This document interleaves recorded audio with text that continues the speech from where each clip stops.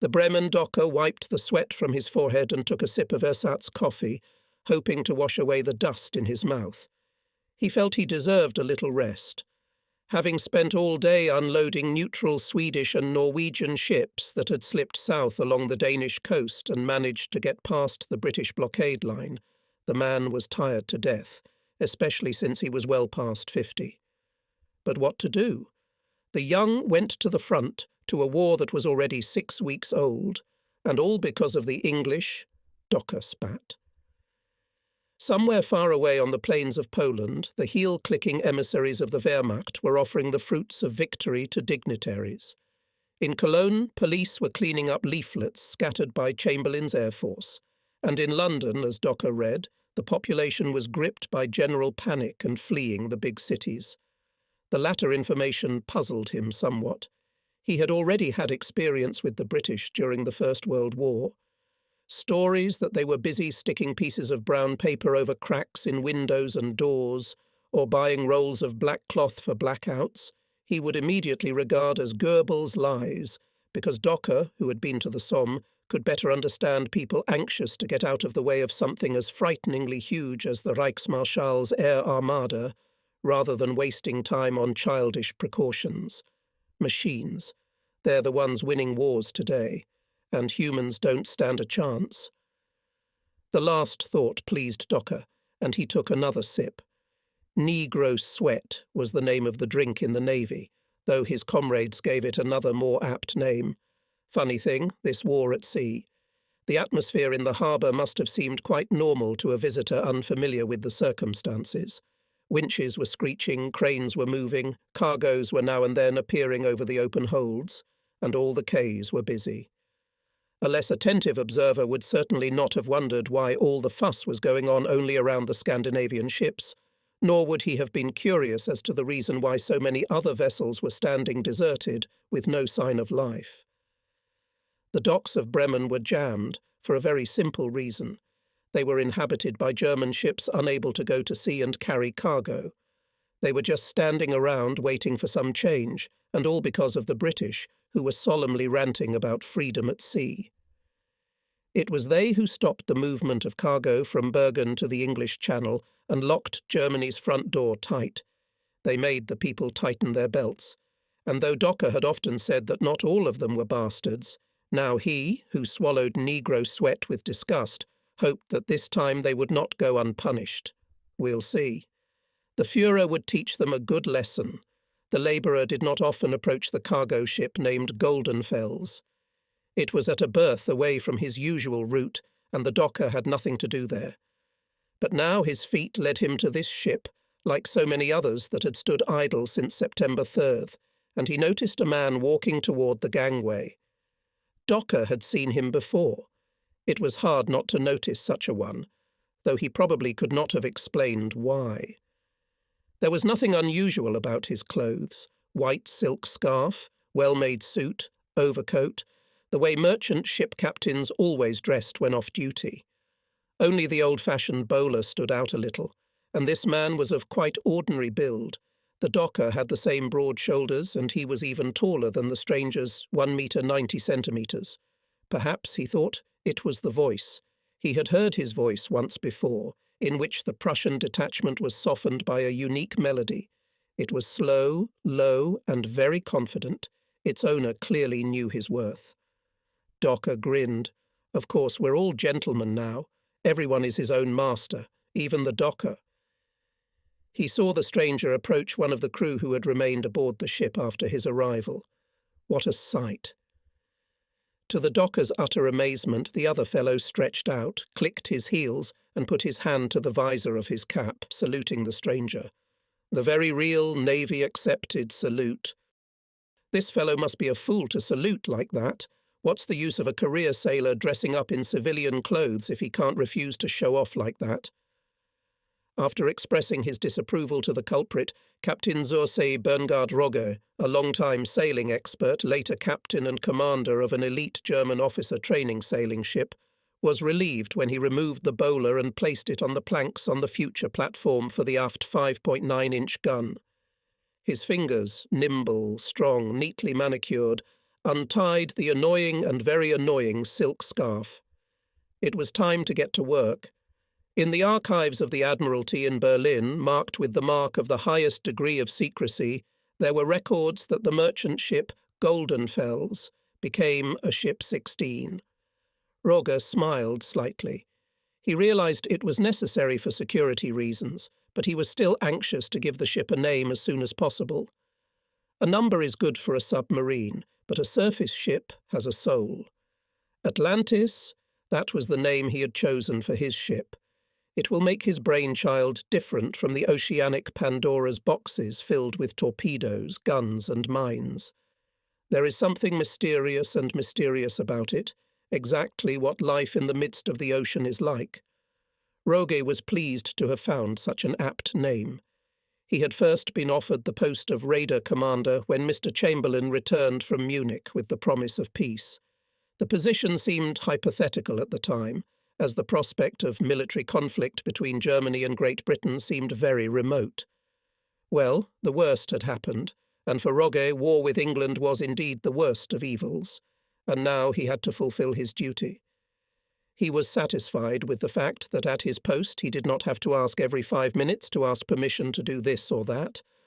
Although the task before him was not an easy one, he often thought about it without optimism. There was so much to do, and not enough time. Rog thought about what Cecil Rhodes would have done if he had been assigned to the first raider to leave the Reich. How he would cope with the countless obstacles encountered at every turn. He, Roger, was tasked with attacking Britain's maritime trade routes, a task that had been carried out during World War I by such famous raiders as the Merwe, Wolf, and Seidler. The preceding drama, however, was almost comic opera. It was specifically instructed that no hint of our intention to use surface raiders should leak anywhere. It was probably for this reason that a large shield was displayed on the wall of the Bremen barracks for all to see, with the inscription, Armed Auxiliary Cruiser Headquarters. Life was strange after all. When he went to the department in charge of assigning officers, he was told, "What, you want 19 officers who are certain to die?" To get a conventional sextant, he had to go directly to the OCM, and he was denied a modern fire control system because, it was explained to him, there was too high a probability that the ship would sink before it could be used. And what to speak of matters of day-to-day secrecy?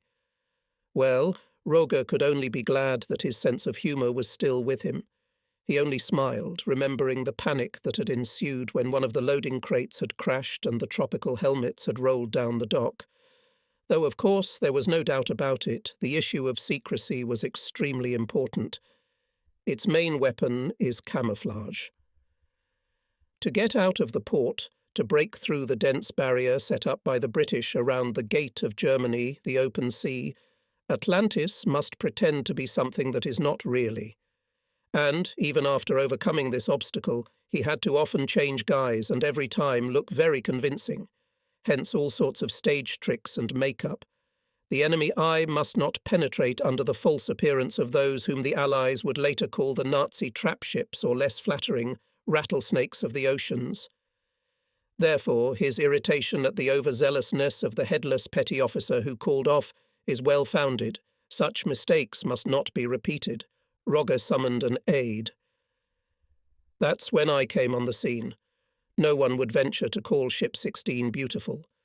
It was fairly new, but it was too wide, too squat to look graceful. As it stood at the dock, with its deck piled with crates and planks and without any make-up, such a dirty slob didn't want to be trusted with its life at all. Looking at the mess and the piling of trash on the decks, I didn't feel a spark of the love that was so strongly rekindled later. For a moment I even regretted that I had not gone on a minesweeper, but had taken advantage of my sailor father's friendship with Roger to end up on this pile of junk, misunderstood as an ocean raider, as an ocean. It cannot be said that I got the position only through patronage. Roger wasn't that kind of captain. He saw the benefit of my knowledge of languages, my experience travelling to the States, Japan, and China. Even the fact that I had previously been a PhD did not make me at all unsuitable for the position of assistant, because his previous assistant was a brilliantly educated man, a professor of history. So the professor was recommended to Rogger for shore posts, and was sent deaf and blind by the official apparatus to a minesweeper. I, on the other hand, occupied a luxurious cabin with chintz curtains, soft carpets, a radio, and the prospect, not then suspected, of taking part in the longest voyage in history. A wolf in sheep's clothing. We were to operate on the enemy's sea communications very far from home. We were to go against England from Greenland to the Cape of Good Hope. Ship 16. Under this designation we were known in Berlin. Ship C, according to the British intelligence classification. Atlantis, one of 9 commercial raiders. Rogge sat at his desk, looking thoughtfully at the globe. His left hand cupped his clean-shaven chin, his right twirled a pen. The silence, so necessary for a captain of a warship to make a fateful decision, was not yet in sight. The roar of pneumatic drills and the clatter of hammers, as well as the shouting and cursing of the harbour workers who had begun refitting the Atlantis, but had no idea what they were doing, did not help him concentrate. For Rogge, though, as he contemplated the future, all these sounds were part of the ship's symphony, which continued with the sound of the waves crashing against the hull, the shrill voices of the gulls, and the rhythmic hum of the diesel engines. Rogge longed with all his heart to go to sea, but he was not so blindly impatient that he did not appreciate the assistance of the shore services, who were doing their best to send him on a combat voyage. Though, God knows, nearly 400,000 man-hours, that is, nearly 80 days' work would be enough, he thought, to equip a battleship at sea. Great are the men of the earth, but even greater are the men of the sea. Rogge only sighed, recalling the words of an old Hanseatic poem. Through the half-open hatch he could hear the busy puffing of a steam locomotive on the quay, the clanking of cars on the railroad tracks, and the siren voice of a ship leaving for sea, a little sad, like a memory of love. Rogge thought that everyone gathered in Bremen was forever linked to the sea and waited for its inaudible call, as ships wait for the tide to come in. The amount of work done on the Atlantis depended on when the workers would go home to their wives or girlfriends, the pay they would receive, the food and drink they could buy. In other words, by working on the ship, they would provide for themselves and their households. What's next? The ship, which they will most likely forget as soon as the work is done, remaining invisible to them, will continue to have an even greater impact. After all, the bombs whose threat to Germany would one day become a reality, Rogge had no illusions about Goering's thundering promises, would depend on sea transport to deliver their components. The engines of enemy planes need constant fuel from tankers coming by sea, and the pilots will not be able to fly without getting bread, also delivered by sea. Everything that Britain can use to the detriment of Germany must first pass through the sea lanes, and Rogge's task is to create the maximum number of obstacles in the way of ships with cargoes. For Atlantis, the destruction of enemy shipping is a secondary objective. Its primary objective is sporadic attacks in far-flung areas, causing rerouting and delaying transports. It should force the British Navy, already under strain, to spread itself further thin by organising raider hunts and escorting its merchant ships.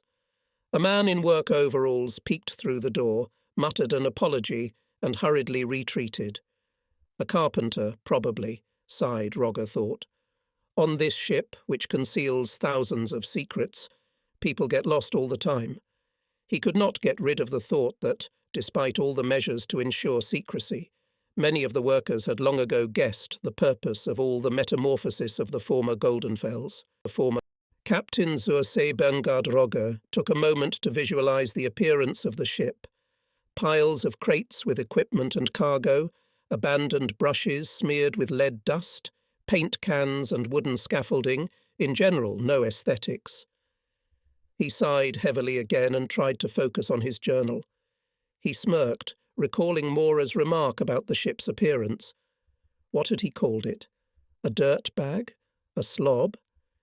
Carefully and decisively, the hand with the officer's signet ring completed the day's entries with the words, "When the ship is complete, we will be proud of it, but like all women, it takes a very long time to prepare."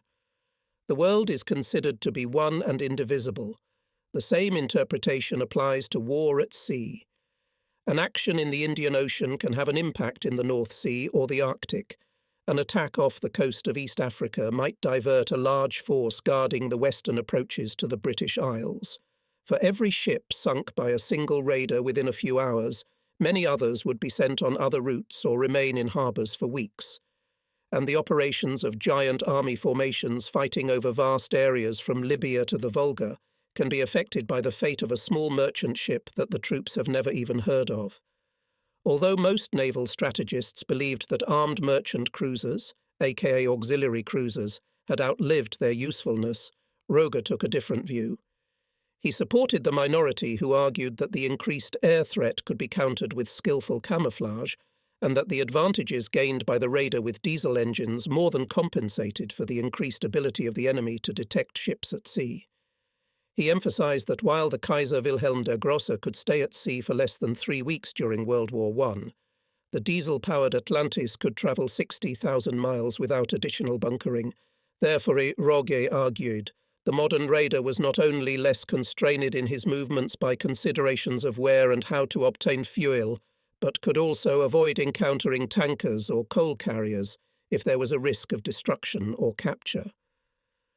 Although Roger's professional credentials were alien to machine warfare, the meat grinder into which battles between German submarines and Allied convoys in the North Atlantic later became, his belief in raider warfare on enemy trade communications was based on more solid ground than conservative prejudice.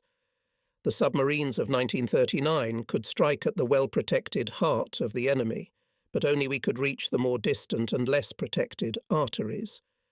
In this kind of diversionary activity, the attacker has all the trump cards on his hands.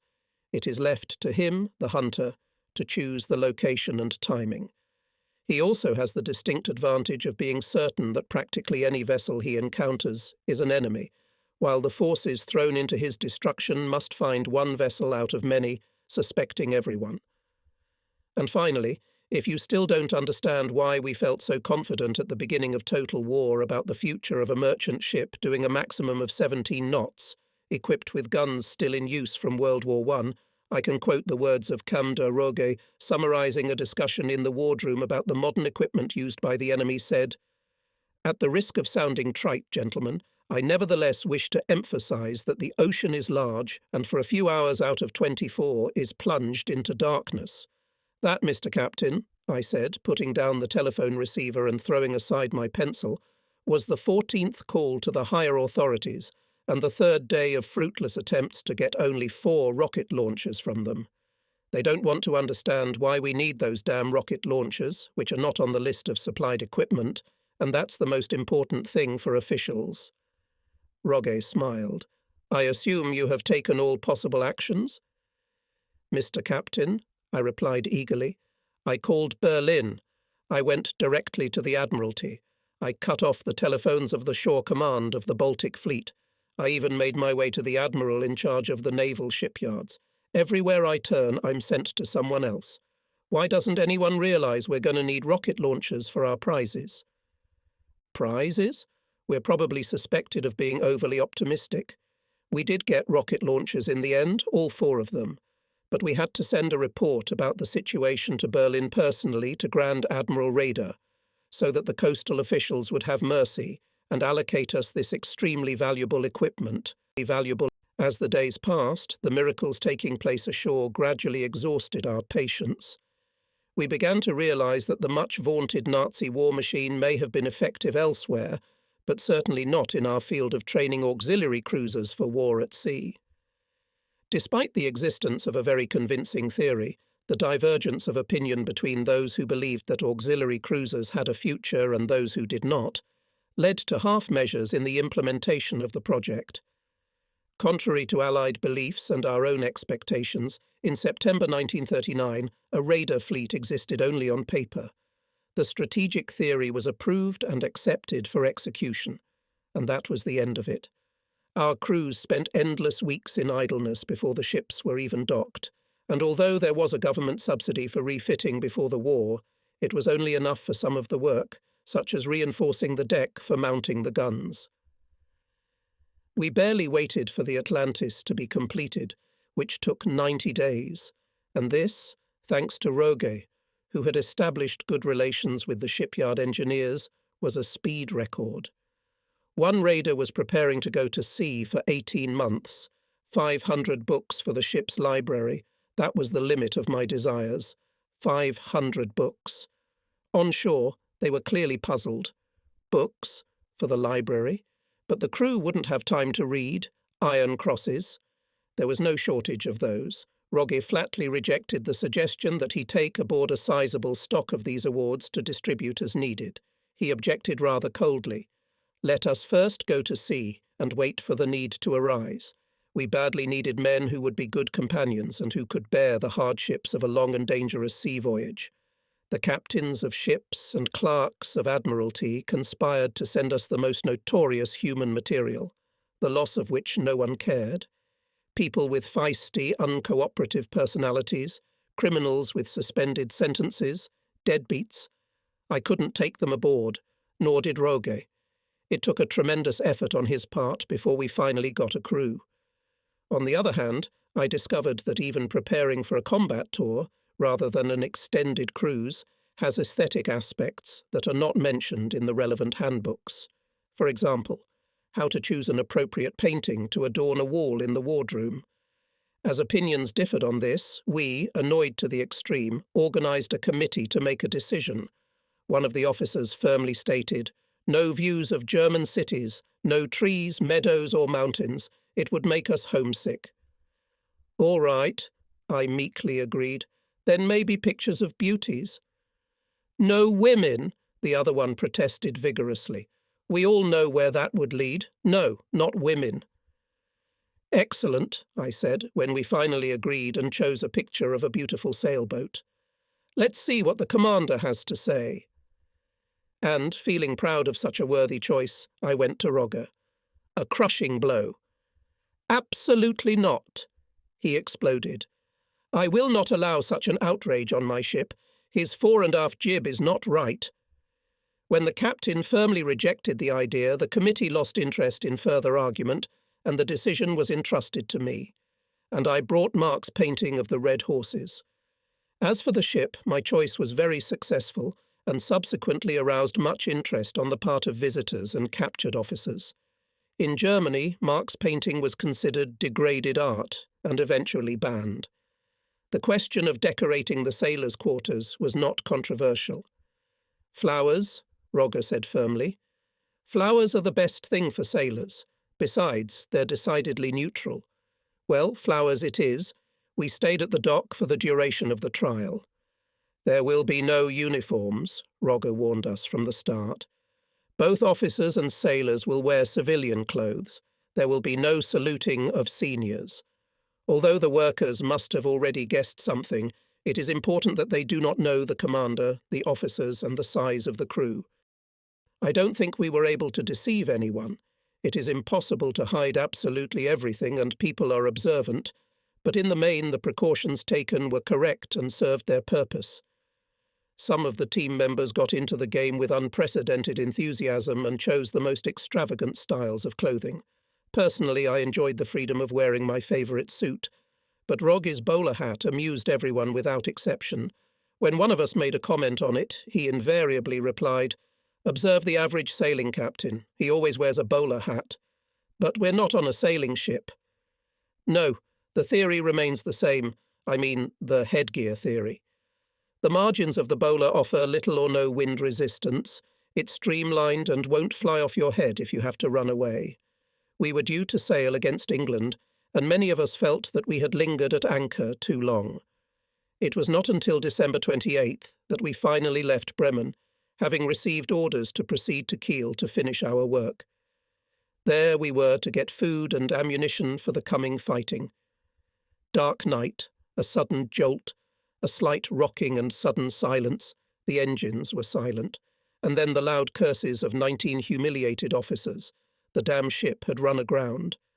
Atlantis, a future raider auxiliary cruiser barely waiting to go to the open sea, shamefully bogged down in the muddy bottom sediments of the Weser. I do not think it is necessary to quote the statements that accompanied this action.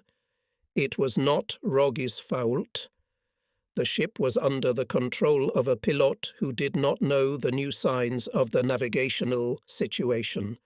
But regardless of who was responsible for the accident, the following fact could not be disputed. The beginning was hardly the one we had all dreamed of. That's why Atlantis was in a state of despondency. Fehler, our bomb expert, tried to lighten the mood. Nothing to worry about at all. It's a good sign. Remember, the Wolf also began its career by grounding, and how much did it accomplish? The analogy was unfortunate, and the bald head of Kamens, our veteran navigator, turned red with anger. "Yes, you cretin," he hissed. "And what became of his captain? He was taken out in no time." The grim memory made us feel even more miserable. The two cases were too much alike. Nor was the incident with the Wolf at the mouth of the Elbe the result of a mistake on the part of the commander. Nevertheless, the Admiralty dismissed him, motivating its decision by the fact that the captain of a raider should have not only skill but also luck. If such a thing was possible in 1914, what could we expect in 1939, when at the head of the Reich stood the Führer who believed in the stars and fate? The thought of being without a captain gave no one pleasure. Rogge was a real man of firm, determined character, and had nothing to do with the general Nazi hysteria ashore. He possessed all the old Prussian virtues and, probably because of his strict religious upbringing, a minimum of the new Prussian vices. A stickler for strict discipline, he never intimidated or threatened anyone. He accepted command of the Atlantis, well aware of the responsibility associated with the post, a concept he had absorbed with his mother's milk. In a very short time, we had come to realize that our captain was strict but reasonable, kind and fair, and in return for our good treatment he gave of himself generously and to the end. We were already his men, and spent 6 very unpleasant hours pondering the undesirability of seeing anyone else in the place. Then the incoming tide released the Atlantis from captivity. But it was not until a week later that we were reassured that the incident had passed without consequence. Rogge's star remained in the sky. "Stay away from our propellers." It was March 1940. It was the 3rd week of the month, and the day was devilishly cold. The Kiel Canal was covered with ice. The shore remained white with snow. It was the last month of a seemingly endless winter, the prelude to the first spring of war. The world had only 16 days left before the deafening thunder of conflict would break the silence of the strange war, heralding the bloodshed to come. March 27th. A mother-ship showed herself at the mouth of the Elbe. 2 trumpets, grey-painted hull, bow and stern guns, flag on the stern. March 24th. At Sudapip is anchored Norwegian dry cargo ship. 1 pipe, green-painted hull, dazzling white superstructure, yellow quarantine flag. April 9th. A Russian auxiliary vessel passed Bergen. Sickle and hammer on the superstructure, red star on the lid of the second hold, inscription on the stern underbelly, "Beware of our propellers." We hoped the Royal Navy would take the hint. Only we and the men who sent us knew that the German, the Norwegian and the Russian were one and the same ship, the raider Atlantis. It was to break the blockade and move north to fulfill its mission, to attack the enemy's maritime communications. In Kiel we perfected all the details of the masquerade, threw a sheepskin on the old Wolf's back and hid his sharp teeth under a 3-layer mask. 6 5.9-inch guns, 4 torpedo tubes, cannons, machine guns, and a supply of mines. Such was the armament of our raider, the hardware, that the 8,000-ton dry cargo ship had to not only transport, but also to hide properly, and hide so that they could be retrieved and put into working condition in a few seconds. But how to break free? Rogge always said that this would be the most serious problem of our campaign, the main headache. The first thing to do was to get to the ocean expanse. There's plenty of room at sea, whether there are airplanes or not, and we'll be able to do a good job. But first, during the passage through the blockade, we should all show what we can do and ensure perfect camouflage. The enemy's powerful forces are concentrated off our coasts. His intelligence work is excellent, and we must count on the fact that he has a great deal of information. Initiation. It was indeed a most difficult problem, because we had to pass through the water space, tightly patrolled by both ships and aircraft of the British, and even at the base we are not hidden from their aerial reconnaissance. In the event of interception in the North Sea, on the side of the British will be all the advantages, and we have no chance. Therefore, Roget said, our main weapon must be camouflage. We must surpass the agility of the snake and the courage of the wolf. A sailor in work overalls neatly inscribed the address on a large packing stand. Straightening up, he looked at the result of his work with the satisfaction of a craftsman who knows his work well, and placed an impressive-looking label beside it. I watched him with interest. I think, he said, grinning, it looks authentic enough. What was inside? A heavy machine gun, ready to fire the moment the wooden walls fell. The label reads, perishable. Symbolic, isn't it? Life's a funny play, and I'm not the most inconspicuous part of it. The deck was a false deck, a kind of cover that concealed the 4 5.9-inch guns so that they could not be seen from the air. The hull was double-hulled at this point. In other words, there were walls to protect the same guns from immodest views from the sea. Even from the quay, it was impossible to distinguish, without straining the eyesight, the joints of the hinged plates behind which they were concealed, and the system of counterweights made it possible to remove the camouflage in 2 seconds and in 5 seconds, to open fire. Aft in a huge crate labelled industrial equipment stood a 5th heavy gun, and a 6th was disguised as a deck crane. It's amazing, really amazing, how much can be done with a little bit of wire, paint, a lot of imagination and attention to detail. The crane looked no different from a real crane. And the crate bore the name of the consignee and all the other information normally put on when marking a load. Yes, Atlantis sheepskin was of high quality, from the rangefinder disguised as a water tank to the hold where the seaplane was hidden.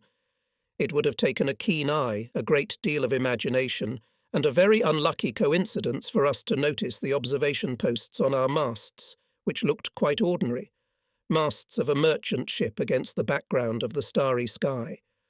By means of special periscopic instruments, our observers, seated in special cradles, can spot the enemy at a distance of 20 miles.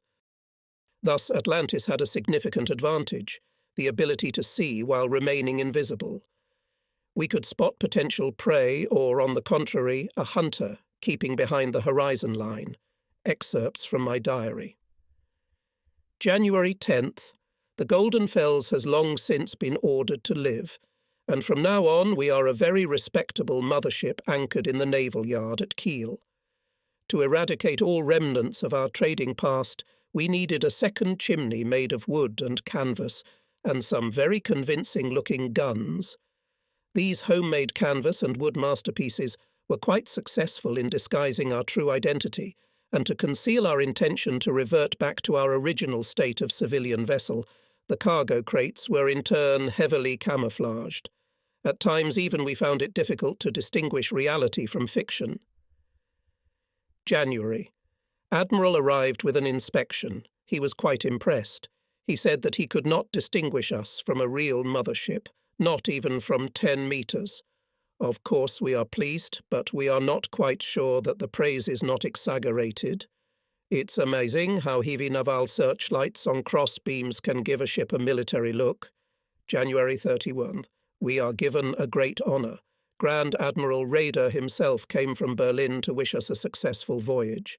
He presented us with a splendid edition of directives and orders, decorated to the highest standards, expensive red leather, gold embossing, all for us. 4 words in a special font, "You will never surrender," February 28th. The Commander-in-Chief's farewell on January 31st was clearly premature. We're still here, and it looks like we'll stay here. What have you done for the fatherland? Mersey in Kiel. Winter descended on Atlantis as if mocking the crew's efforts and the captain's plans. Rogge, who had originally planned to leave in November, when the polar night could be used as an added advantage, was very nervous about the additional delays caused by the natural conditions added to the downtime caused by the authorities. Ice gripped the ship's hull with gaunt, cold fingers. Myriads of stalactites hung from the rigging and superstructure. It lay a glittering blanket on the quay. Rogge already hated the sight of the white, monotonous shoreline, the snowdrift-covered wharves, the black and motionless cranes. In the northern sun, everything around him seemed blue-white. The ice burned and blistered the hands of the sailors, clearing the gear, and their hoarse voices echoed far above the frozen bay.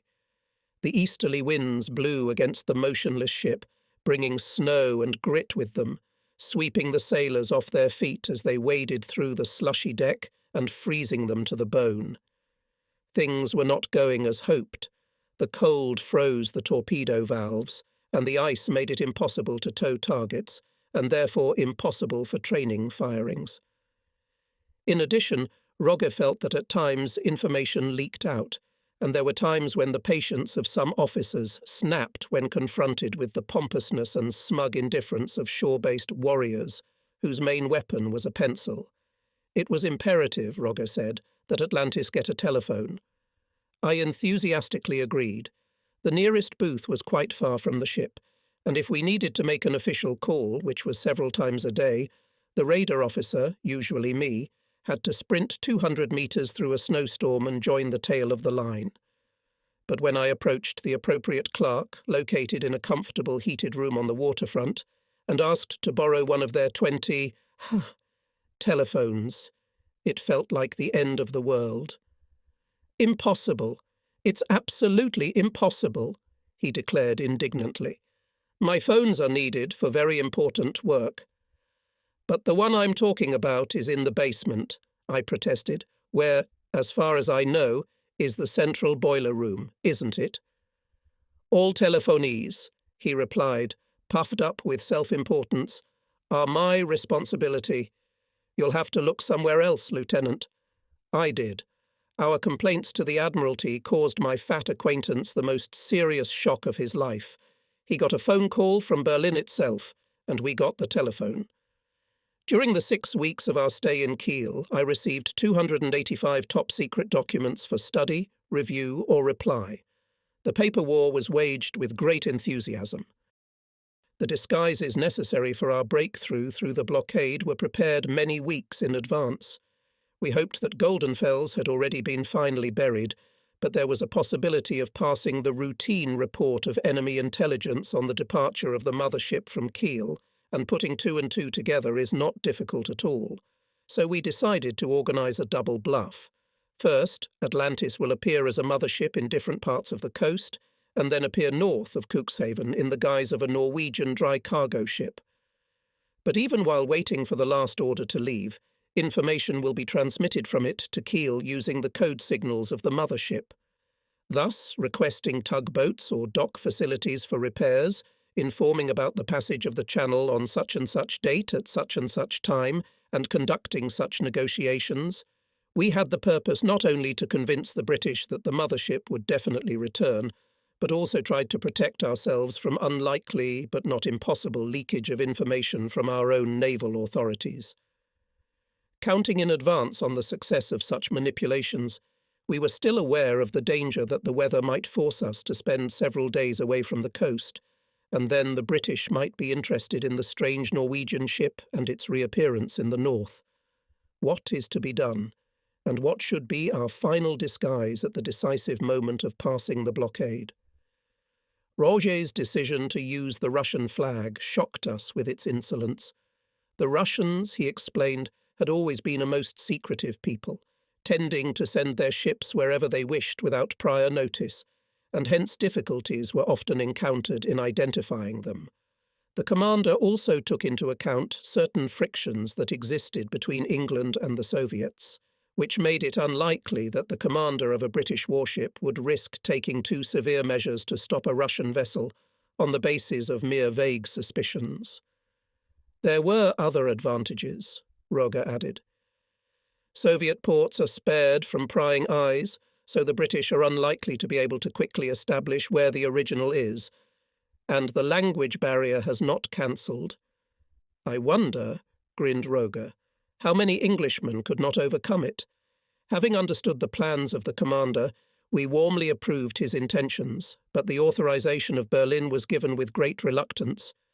At this time on Wilhelmstrasse tried not to annoy the Russians, and having asked for a Soviet naval flag, Roger received it only on condition that the transfer would be made in conditions of absolute secrecy. The flag, wrapped in a large amount of packing paper and carefully tied, would be sent to the Chief of Staff of the Baltic Fleet Command, Admiral, who would hand the parcel to Roger personally. Such precautions suited the commander of the Atlantis, who also, though not for political reasons, wished to avoid publicity.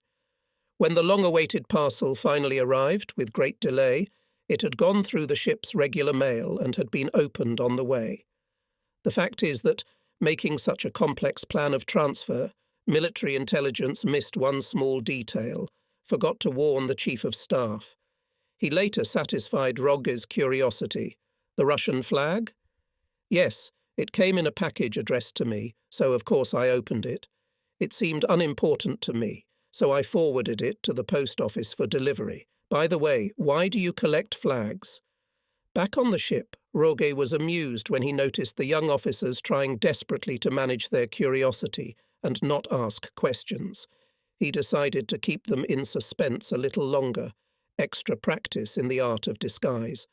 The time had come, however, when he could no longer use the usual terse phrases. "Well, gentlemen," he said, "we can't conduct training firings on the ice-covered Baltic. Therefore, we will have to conduct them in the North Sea." "The North Sea!" There was a long pause. The thought process had intensified so abruptly that it seemed the movement of thoughts could be heard. "The North Sea? Is this really going to be firing? Or are we finally going camping?" But Roger said nothing more. A few days passed.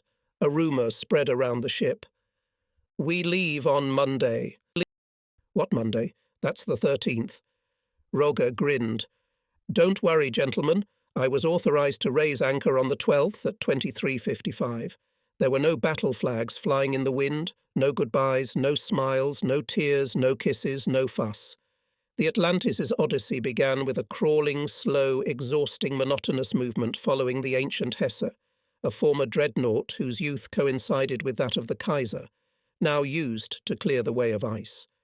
The new icebreaker performed its new task with great dignity, as if it were a master who had been forced by chance to lead his servant, an insolent upstart. Meanwhile, in Kiel, my father, a naval shore clerk, looked sadly at the pile of letters and parcels stacked in the room next door to his office. In order to keep the date of going to sea a secret, we left a sailor ashore with the special assignment of going to the post office every day and picking up the mail that came to our address. Then he would stack the letters and parcels in a room that no one used. My father, the only parent who knew what was going on, often looked sadly at these evidences of love from those who knew nothing, and later told me that it was one of the most heartbreaking things to watch. After all, people were writing, their loving hearts were suffering and waiting in vain for a reply, not realizing that they were waiting in vain and their loved ones were very far away on the other side of the world. When Atlantis entered the North Sea, it turned out that the tugs, originally assigned to tow targets, had been sent to perform the arduous and obviously doomed to failure task of rescuing the crew of a submarine that had been sunk by a British airplane a few hours earlier. It was a bad start, but it could not be otherwise. The 13th is the 13th.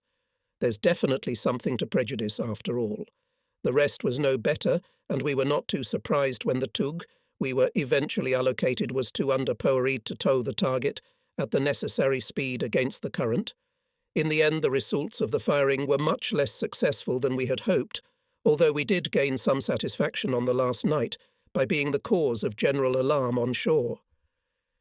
The use of tracer shells, producing a flash over the target, proved so vigorous that the following message was sent to Berlin. "A very serious naval engagement has taken place. The British fleet has probably attacked in large forces."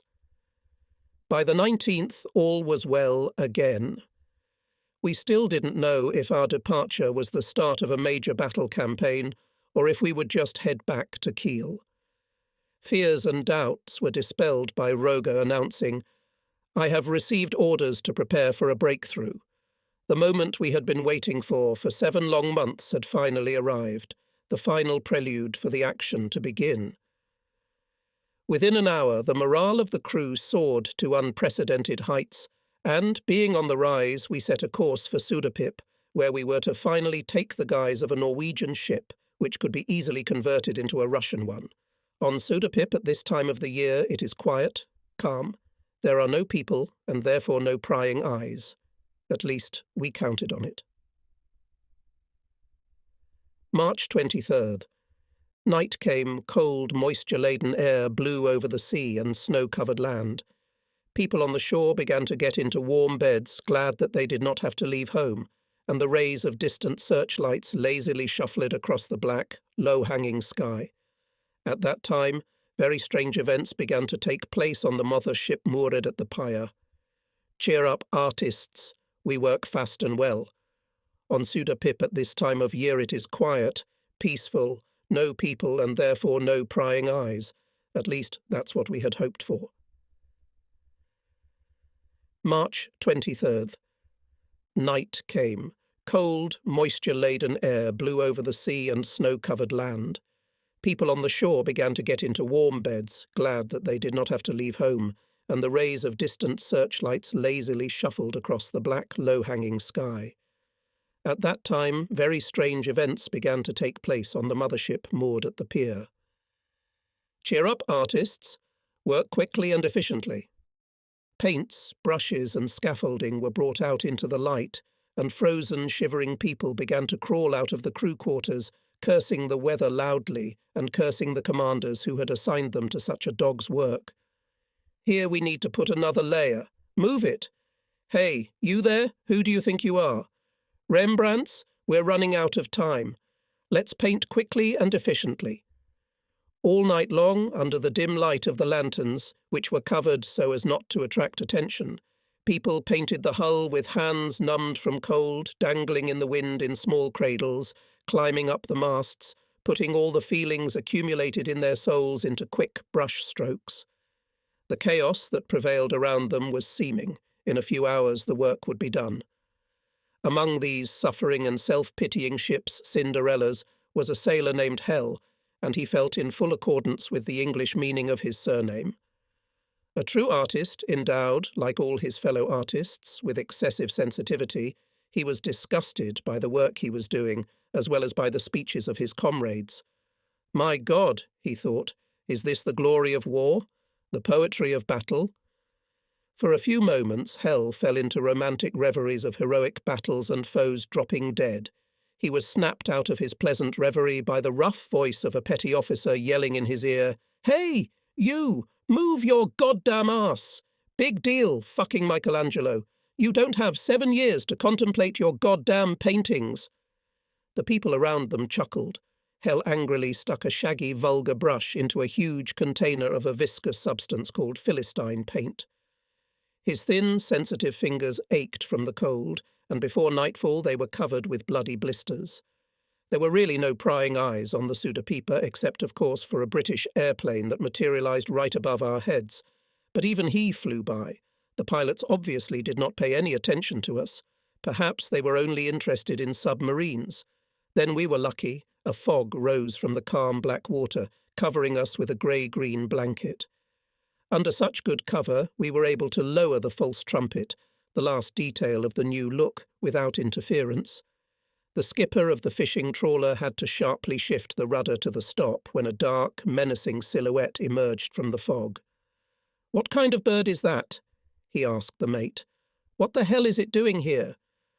Then the bow of the trawler slowly turned, and the vessel disappeared into the gloom like a ghostly flying Dutchman. But this skipper was not the only man in the fishing fleet to notice the fog-shrouded vessel in his path. Not even 5 minutes after his swearing had subsided, when the fog suddenly and very quickly cleared, revealing the Atlantis to all comers. Our ship was caught off guard, like an actor at the premature raising of the curtain. "Strange, very strange," said the fisherman on shore. "Did you see the pipe? The second pipe? What the hell was wrong? And did you notice how big their crew was? People were crowding the deck. The fishermen were puzzled. They wanted, in good faith, to offer their help. But a navy boat came out and sent them away. Sudapip was such a secluded place at this time of year. We had counted on it for nothing. "Close call," noted one of the sailors aboard the Atlantis. "I wonder what they'll tell us ashore." We soon found out. Our next visitor was a rescue boat from Cuxhaven, but just by the time it arrived we were already Norwegians, very grim Norwegians, unhappy to find ourselves under arrest.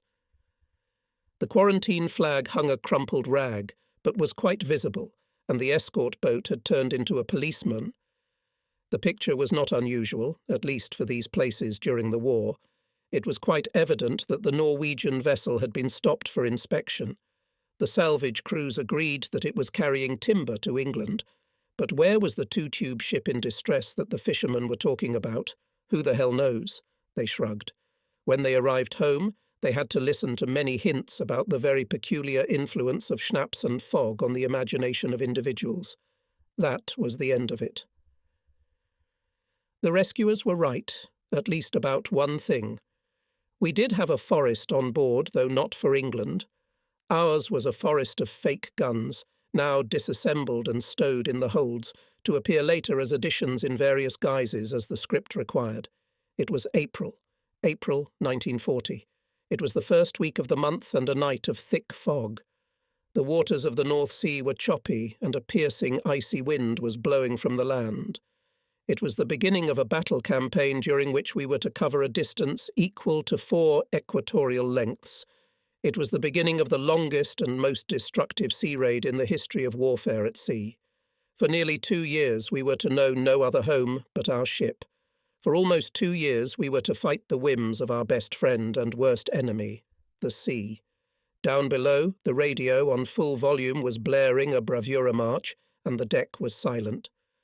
Fog shrouded the masts and superstructure, wet, cold, clammy. Silent men moved like ghosts in a land of shadows. No relatives saw us off, no band played on the pier, no bright lights winked at the shore left behind. The musical accompaniment of the beginning of our journey was the rhythmic noise of the engines, echoed by the hum of distant ships, similarly lonely wanderers. We put to sea on April 1st, April Fool's Day. We are challenged. The ship plunged into the hollow between the waves, tense and shuddering like a dog ready to attack. Then it crested, shaking off the water, resembling a dog again, but now after a bath and bringing a cascade of foam, spray and small ice flakes to the surface. We had already passed the minefield, and now we were moving through the darkness and fine rain, straining to see into the overcast sky, where every speck could be an enemy plane. Our ears were deafened by the piercing howl of the wind, and our hands were stiff in the icy wind. On the bridge, a mug of hot tea was an unimaginable luxury that made our insides clench in anticipation of the blessed warmth. Despite all the inconveniences, we were extremely excited, energized by the Wagnerian rumble of the sea and wind, and the fury of the raging waves. It all seemed new and unusual after being ashore for so long. There were 3 extremely dangerous sections in our path. The first was a channel leading through a gigantic minefield stretching from the Frisian Islands to the north. The second was the Throat, the narrowest section between Norway and the British Isles, and the third was the Denmark Strait, the entrance to the North Atlantic, the always fog-covered passage between Iceland and the pack ice of Greenland. We would challenge the British because British submarines have a bad habit of waiting in ambush at the channel exit through a minefield. British cruisers dominate the Throat, and British aircraft control a vast sea area based in the Shetland Islands. In the first section, we were accompanied by an escort of torpedo boats to cover against a possible attack from the depths, and fighter planes as defenders against a threat from the sky. But what next? We were promised a submarine for close escort and a Do-26 seaplane for reconnaissance in the North Sea. That was the most the Admiralty could do for us. Then, Rogger said, it would be up to us and, of course, luck. Luck shouldn't change us, he added. Some of us are going to sleep soundly on shore tonight, Cummins said sourly, glancing at the boats escorting us, which, having accomplished their mission, turned around and raced toward shore like a bunch of teenagers running home from school. "Why are you whimpering?" laughed one of us. "We're not going anywhere anyway." And Cummins, remembering the first hours of our mission and the feeling of inexpressible relief that swept over us when the Atlantis finally reached the open sea, was forced to admit that he was right. After all, this is exactly what we wanted. We knew we were going to have to act on the enemy's maritime trade lines, and we went into it with our eyes open. Because of the many restrictions of secrecy, we could not fully enjoy the pleasures of shore life, and therefore did not suffer too much for their absence. The main sensation of the first hours of the trip was an inexpressible feeling of freedom, which made us forget for a while the regrets of unspoken words of farewell, the bitterness of separation for an indefinite period. Our new life on the ocean began. Painful regrets and bitter thoughts will still return, and will torment us with long sleepless nights, appear in dreams. But on April 1st, 1940, we left our yesterday behind. Its echo gradually faded, although still trying to be heard. It was drowned out by our voices, loud enough to shout over the sound of the wind, and the noise of the propellers whipping the cold water into white foam as Atlantis moved northward. "There she is," exclaimed the signalman. Red 45. On the crest of the wave appeared a round, black and very formidable mine. The corroded horns sticking out of the water gave it the appearance of some ugly living creature, a creature of the deep sea. On our way to the north we were to meet many more such unwanted and uninvited guests, but so far it was only the first day of our voyage, and the monster, swaying in a frame of wisps of foam only 35 metres from the board, was a new, unfamiliar sight. Sailors gathered on board to get a closer look at the monstrosity. "The mine is definitely British," said one of the young sailors. His voice was unusually loud and ringing with excitement and eagerness to impress. "Son," the older sailor remarked, "we don't give a damn about that. She may have been born in the Ruhr and have a swastika on her side, but she'll kill us as easily as a British one on impact." Evening came, and with it excitement of a different kind. "I see the masts straight ahead." In the thickening twilight we could distinguish 3 small craft hurrying toward the Norwegian shore. They were very close together. "Trawlers," said Rogger, "but I don't like them very much. The vessels were soon out of sight, but we continued to hear them, for the radio operator, full of self-importance, reported, 'The trawlers are sending messages over the air.' What they were sending we never got to know because the peaceful fishing trawlers were using the British naval cipher. I wrote in my diary, 'Not an easy night.' From Aston surfaced the submarine escorting us. It bobbed like a giant float, occasionally showing us signs on its sides, winked through a cloud of spray like a skeleton's eye, and spat out puffs of black smoke into the air. Hartmann, who commanded the boat, was extremely displeased and regarded the not very graceful, heavy-moving craft, which he was compelled to escort with frank dislike. What an unfortunate end to so promising a career. What an unpleasant assignment, the last one before the transition to the position of instructor and commander of the training flotilla in the Baltic. Hartmann frowned more and more. And he was so eager to sink at least a few more ships before he retired from active service. He only needed a few measly tons, which would be enough to get the Knight's Cross. Until Atlantis came along, that coveted award had seemed within reach, and his reputation as a ruthless and highly effective commander in submarine circles was so strong that he was simply bound to end his career with some spectacular success. Hartmann gazed longingly at the grey surface of the water around the combat deckhouse. He felt out of place, and so probably did his submarine U-37. They'd been stripped of their free hunting rights, lifted from the familiar depths of the sea, and forced to do who knows what. Maybe he wouldn't be so upset if he felt that the U-37 would be truly effective if there was a real threat looming over Ship 16. Hartman has long since run out of illusions. If the weather continued to deteriorate, the U-37 would be no more useful than an overgrown whale that had accidentally entered these waters. It was bad, too bad. The storm hit Atlantis as it approached the Gawler, the area between the Shetland Islands and Bergen. Roger had planned to pass this dangerous area before dawn, but quickly lost hope of keeping his schedule, even in the company of a submarine battling a 10-point storm. So he decided to bid farewell to her defences and sent the boat under the command of a thoroughly annoyed captain down, scheduling a rendezvous later. When dawn broke, the sea was still rough, but there was not a single cloud in the sky. Rog read the intelligence report. Its contents were not comforting. 3 British cruisers control the throat, 3 auxiliary cruisers operating in the Danish Straits. There is increased activity of enemy aircraft. "Well, we haven't run into them yet," Roger remarked. The lookout spotted the enemy first, 2 thin black needles rising from the sea to the west. He hesitated for a few seconds before raising the alarm. It is very difficult to hold binoculars firmly in the midst of excitement, and the fanciful colours of dawn and wind often deceive inflamed eyes. He tried to get a steady position in his precarious cradle on the top of the mast, and glanced in the right direction again. No, there was no mistake. "I see the masts," he reported over the phone line connecting his secluded nest to the bridge. "Combat schedule." When the alarm sounded, the sailors, very temperamental men, whatever they did, whether joking or swearing, always devoting themselves wholeheartedly to their occupation, immediately ceased to refer to the bastards on shore and took their places.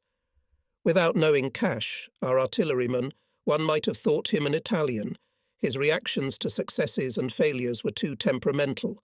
Now this short, wiry, swarthy man squatted near the rangefinder above our heads. His excitement was evident in his fanatically burning eyes. "The guns are ready for action." Only a slight twitch of the tip of his long, thin nose and a higher-than-usual voice betrayed the emotion that possessed Field Sticker as he went about his duties as communications officer. When the war called him from the classrooms of a rural school, many parents were upset to think their wonderful school principal would become an ordinary private. But Filesticker felt quite happy in his off-duty time forming study groups from among the crew. He was a firm believer that the human brain must be constantly working. Clear and sober thinking, quick reactions, without which our service cannot do without, can only be demanded from a person who is constantly improving his educational level, expanding his horizons. No, thought Roger, who outwardly remained perfectly calm. The red light on the leading ship's foremast was definitely not a navigational light. Suddenly the 2 strangers executed a concerted turn and moved in our direction. Around the taller needly a black spot, a chimney, appeared and began to take shapey. Roger had no time to waste and knew it. "Engineer to the bridge," he ordered, and in a few minutes Kilgorn appeared. He was breathing hard. The extra weight was taking its toll, as was the change from the heat of the engine room to the freezing air. "So, Schiff, what can you do for us?" Kilgorn's round and cheerful face crinkled as he pictured his thought process. He answered rather quickly, though. 16, 17 knots at the most. I suppose that's it. The old girl's already behaving better than one might expect. Luck, pirate luck, Atlantis luck. A double call of the engine telegraph followed, and, to our considerable surprise, the masts and trumpets of the strange vessels began to slowly recede, and then disappeared behind the horizon line altogether. And the Atlantis, without being pursued by anyone, continued northward. Lucky break. Tension began to ease. Field Sticker, trying to read The Conquest of the Gauls, suddenly felt that the printed word had lost its magic power over him. Mentally, he kept returning to the events of the last hour, which had had a singularly rousing effect upon him. Always considered himself devoid of any emotion, Feilsteicher suddenly realized that in his soul, safely hidden under an outer shell of dryness and contrived calm, lives romantic. A happy accident? Cash believed that it was, if, of course, they were warships of the British. And if auxiliary cruisers? At the thought of challenging an opponent of equal strength to a battle, the always imperturbable and murderously logical Cash gave way to Cash the fiery fighter. Well, thought Rogge, replaying the events of the last hour over and over in his mind, the danger had been close, but it had been safely avoided. The Atlantis job is to get past the blockades, not to engage in a fight that, even if it ends in victory, will result in swift retribution or a premature return home. We were probably lucky, because although we had assumed that an encounter with unknown vessels would not bode well for us, we still had no idea of the degree of danger we had avoided.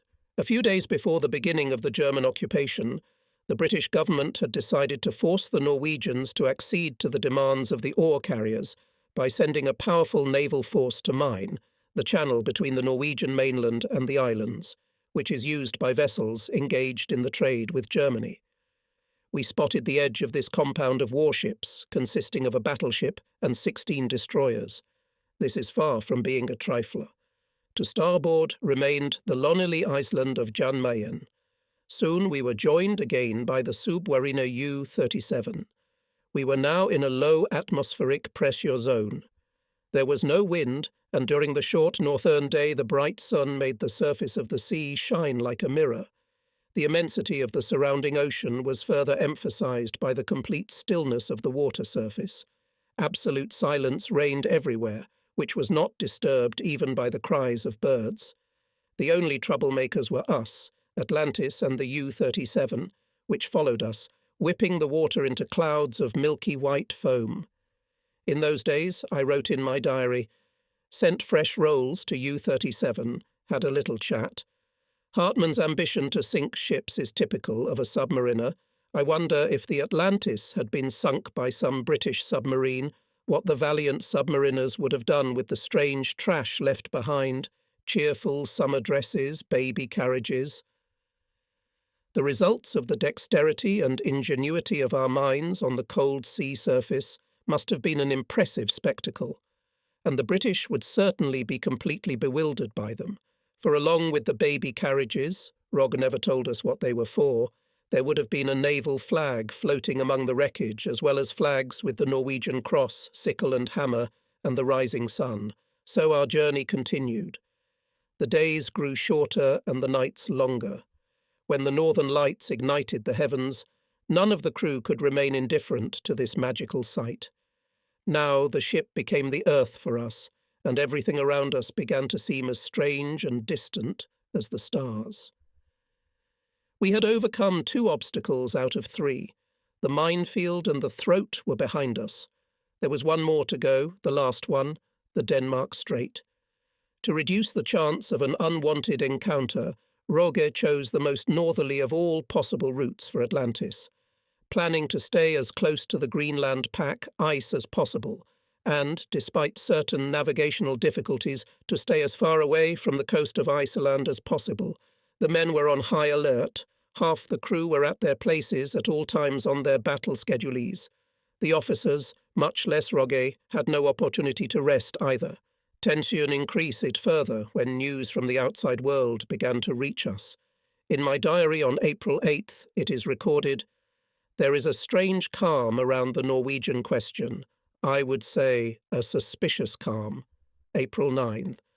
We went in first. I heard about the invasion of Norway on the BBC. I, as Rogge's aide, of course, was not subject to the rule that listening to enemy radio stations could cost you your head. The communiqué from the German High Command came much later and was transmitted over the ship's broadcast. How did we feel when we heard about this historic event? I'll be frank. We were all very relieved because we managed to slip away in time and did not find ourselves between 2 opposing forces. However, the joy was somewhat tempered by well-founded fears of intensified British operations in the North Atlantic, as well as the realization that our chances of returning, if, of course, we managed to escape at all, do not seem very realistic. Petty Officer, Chief. Petty Officer Pigors put it this way: "It won't be easy for us, of course, but it's worse for them." All I could do was nod. Of course Atlantis would have a hard time, but, as the veteran sailor put it, the submariners would be worse, a living hell for them. The barometer was falling, the waves were getting higher and higher, and 10 minutes later we were hit by a howling Arctic storm that I will never forget for the rest of my life. Just now everything was calm, but in the next moment the elements, probably driven by all the forces of hell, descended upon us. Giant water waves crashed on the ship, making it shudder in agony and erasing the colours from people's faces. Something unimaginable was going on around Atlantis. A primal wildness, a furious rampage tossed the ship like a tiny shell, seeking to tear it apart, break its masts, chimney and superstructure, scatter the rigging to the wind. We heard not even our own voices, nothing but the crash of the waves and the howl of the wind. All other sounds in the world ceased to exist. Water poured in through the slits of the gun hatches, froze on the guns, forcing tired and exhausted men to scrape the ice off the gun locks and sights, only to return to the same work in a few minutes, for the white mass was recovered with astonishing rapidity. The thermometers showed 17 degrees below zero. Our stomachs were empty, our legs became cotton woolly and numb with fatigue, our heads humid, and the clouds of spray and ice flakes flying from the sea whip at our cheeks clung to our eyelashes, and the heavy eyelids closed of their own accord. Atlantis was tossed from side to side, and the strongest keel rocking was replaced by a side rocking, which was not weaker, and then again followed by keeling. Under the blows of icy water we felt like under fire. The ship was lurching. It shook, bounced and groaned like a human being. But it wouldn't give up.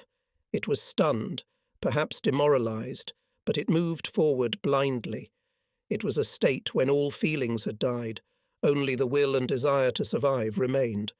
Then the excitement subsided, but the cold was truly hellish. Our breath settled as a haze on the metal parts of the binoculars, and with every breath the painfully cold air rushed into our lungs. Our fur hats, the kind worn by Russian officers, had long since ceased to be a mere item of camouflage. Salty, soaked with moisture from the constant splashing, they protected our ears from frostbite and slightly softened the harshness of the wind, wailing like the moans of the Valkyries. The Atlantis was bad, but it was hell for the submarine. Her war room was covered with a multi-ton layer of ice. A multi-ton layer of ice, no exaggeration here. With such a rampage of the elements, we could only wonder how she survived. Still, the submariners followed orders, and their lookouts were subjected to the cruelest torture as the boat crested another wave, then collapsed into a depression, only to crest the next one again. When the storm subsided, it became clear that our Russian props were pretty worn out. The Red Star, which I had made in the engine room to confer a Soviet naval rank, had broken off and been lost. Our surgeon Ryle and his assistant, a very young junior lieutenant Sprung, were busy with broken limbs, lacerations, and frostbite. Yet the weather, which inflicted such cruel damage, kept us from heavier losses. The storm swept away the drifting ice that fingered the Strait, driving it closer to the Greenland ice belt. Thus we had a chance to slip through those areas that would normally be covered with ice, and thus we could assume that there were no Englishmen there. By driving the floating ice floes closer to the pack ice, the storm had widened the channel for our passage, and Rogger tried to make the most of the situation by steering the Atlantis only 45 metres from the extremely dangerous glistening blue-white fields visible to starboard. We said goodbye to the accompanying submarine, this time for good. Before leaving, the submariners gave us a 2-word message: "Good luck hunting." Now the hardest part was behind us. In my diary, I wrote, "Yesterday we passed a strip of pack ice. The landscape was strange and unusual, reminiscent of the moon, with mountains and craters. And today I saw the Gulf Stream, and I really saw it in the truest sense of the word. Where warm water meets cold water, vapour rises from the ocean, and it seems as if the water is boiling.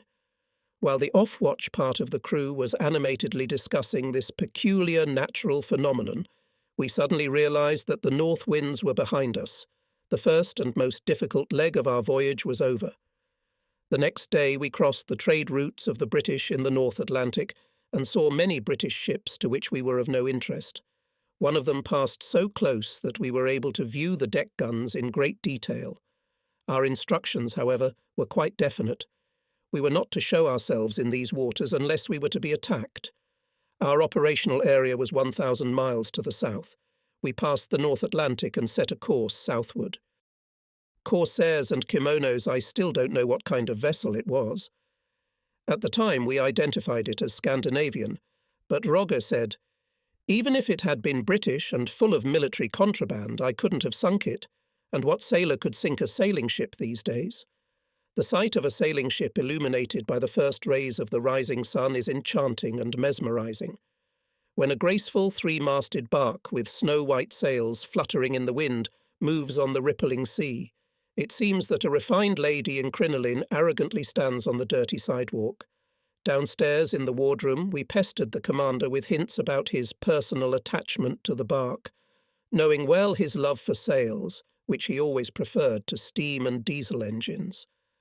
I believe that the decision not to touch the sailing vessel was made quite reasonably. The ship was flying the flag of a neutral country, and we were still in close proximity to the North Atlantic, which meant that the order not to fire if no one was attacking us, and not to draw attention to ourselves, was still in force.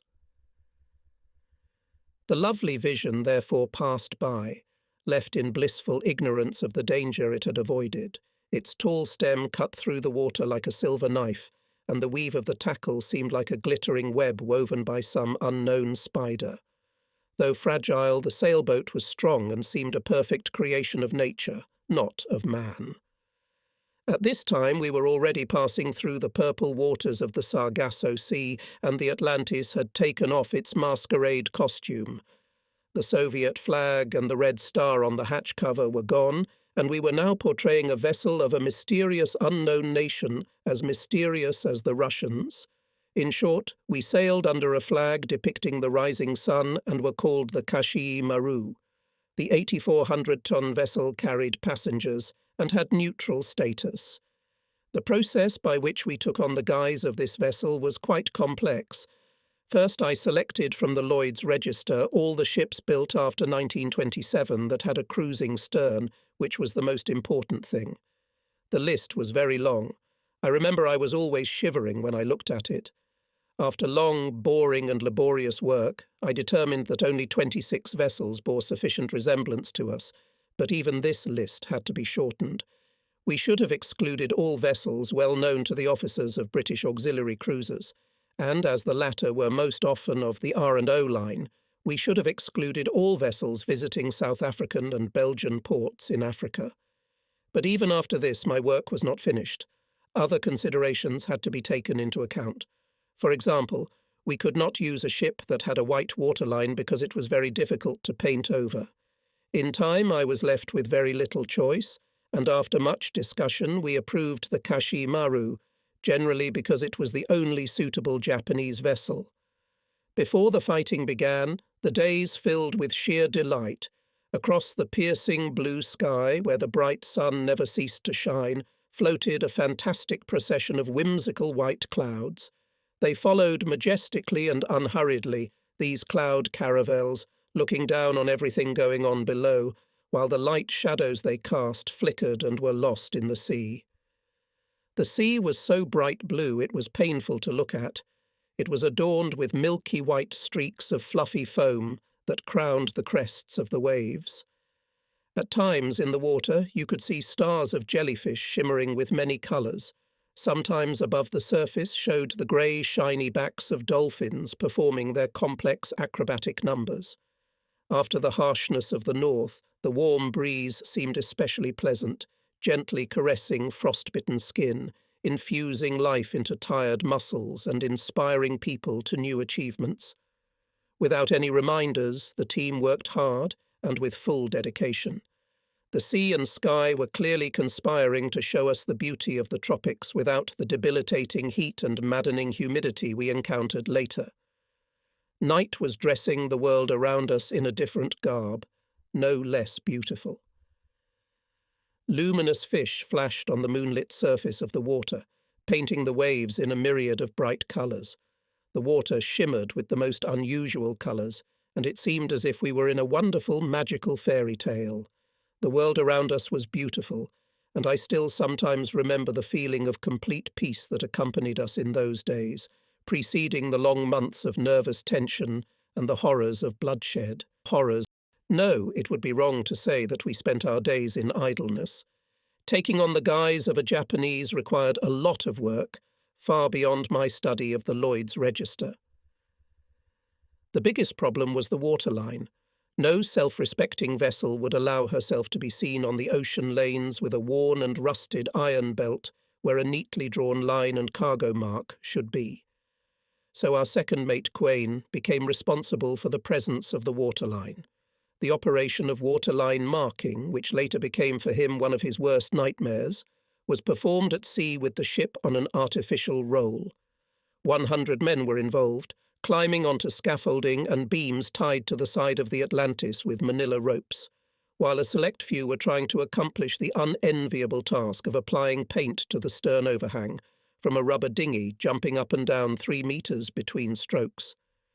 At this time, armed sentries stood on deck and scrutinized the surface of the sea, fearing sharks, and the forward lookout with the sharpest eyesight looked out for uninvited human visitors.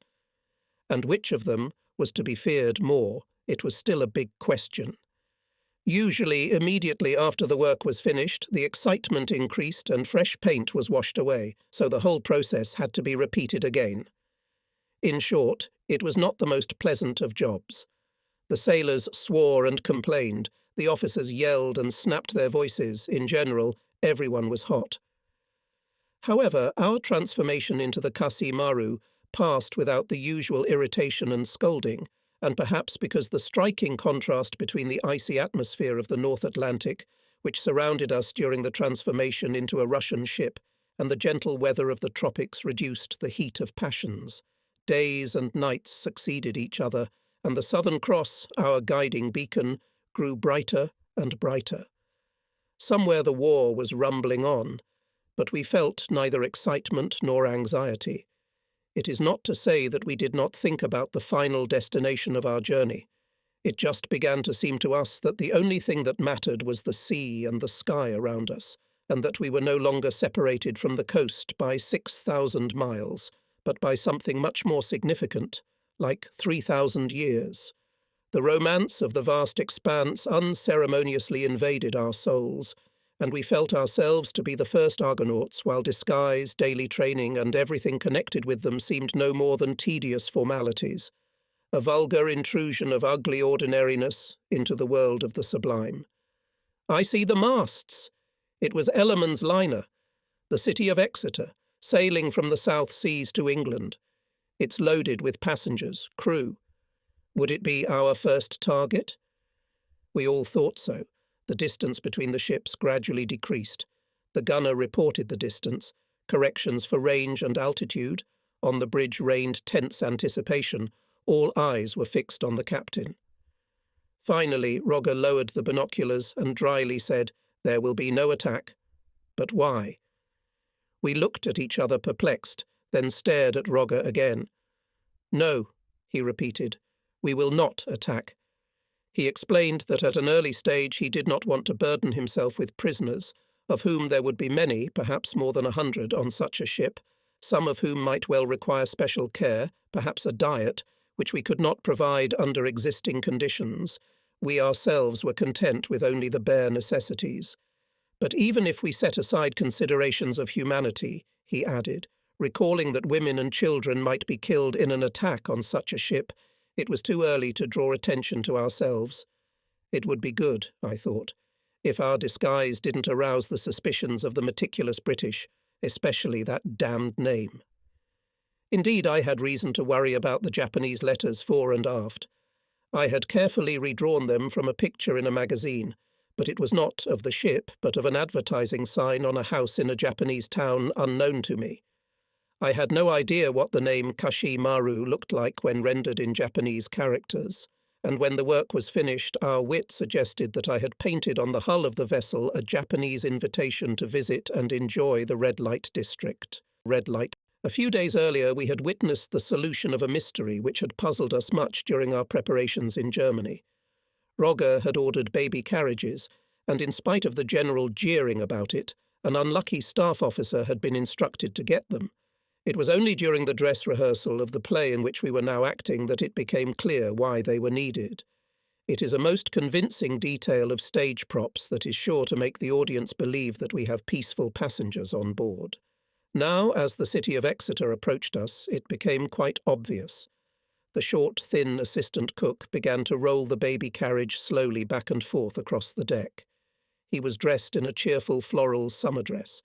We had originally suggested a kimono, but were told that modern Japanese women prefer to dress in Western style. To complete the picture, there was also a proud father on deck, an artilleryman dressed in a civilian suit, what is not a comic opera. A dozen or so of the lowest-ranking crew members strolled lazily aft. Their heads were covered with a German imitation of a tenui, a kind of towel, and the main article of clothing was shirts with the lower ends fluttering in the wind, very much in the Japanese style. I stood by the wheelhouse and smiled charmingly, I'd like to believe it, as I watched the city of Exeter approaching. I wore a luxurious oriental robe over my shoulders and a wide-brimmed straw hat on my head. I wore dark glasses, which I thought made me look sinister, but perhaps the Japanese have different standards. Now I find this burlesque amusing, but at that moment all the participants were serious and focused. The crews stood at the guns, ready to fire at once on the order.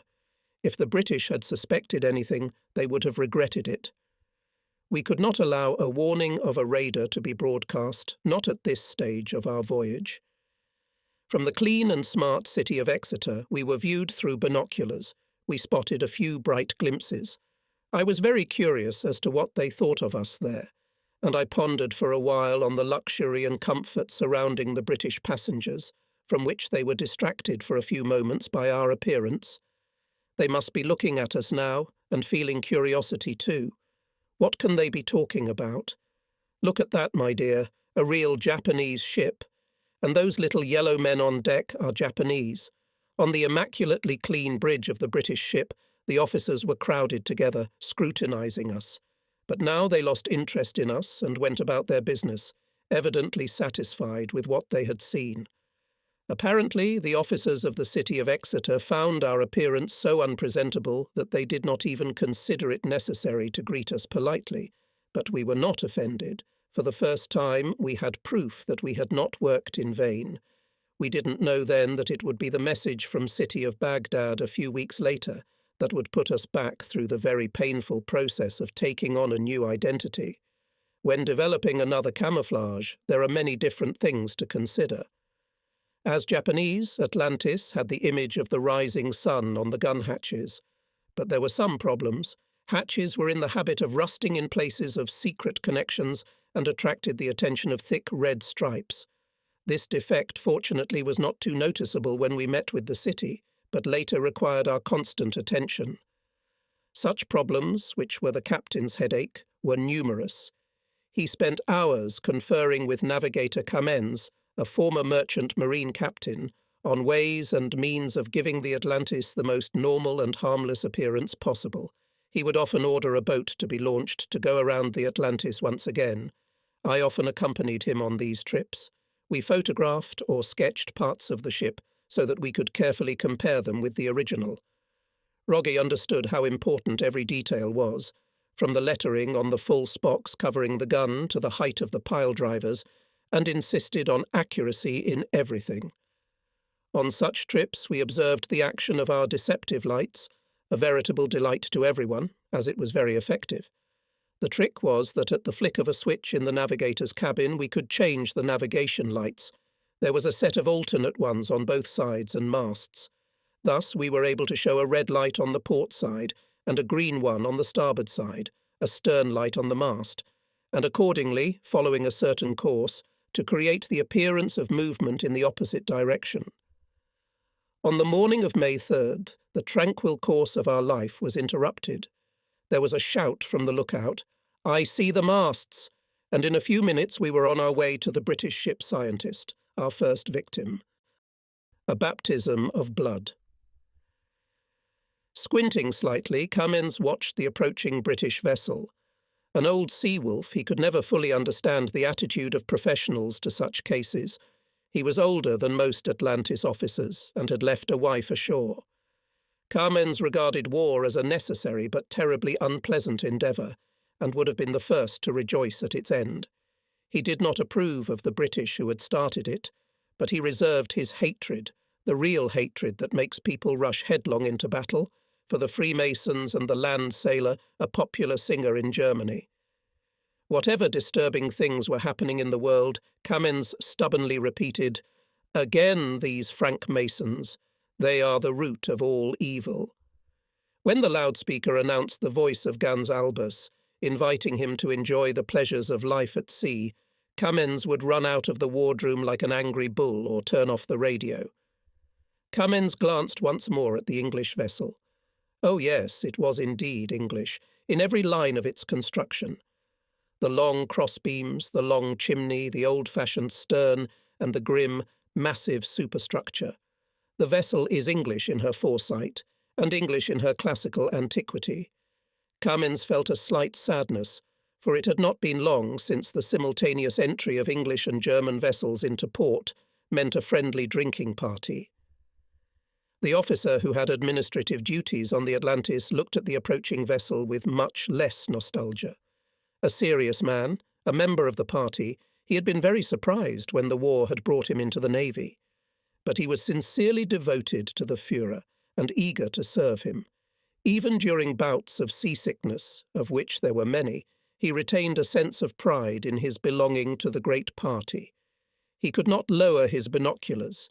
The excitement interfered, and for the umpteenth time he studied every detail of the enemy's ship. Most often his gaze stopped on the red spot on the stern flagstaff. It was a testimony of origin, a symbol of service to country, a flag whose presence in the ocean the Führer wished to get rid of. So that was the beginning. We'd been preparing for it for months on shore. Our war was beginning.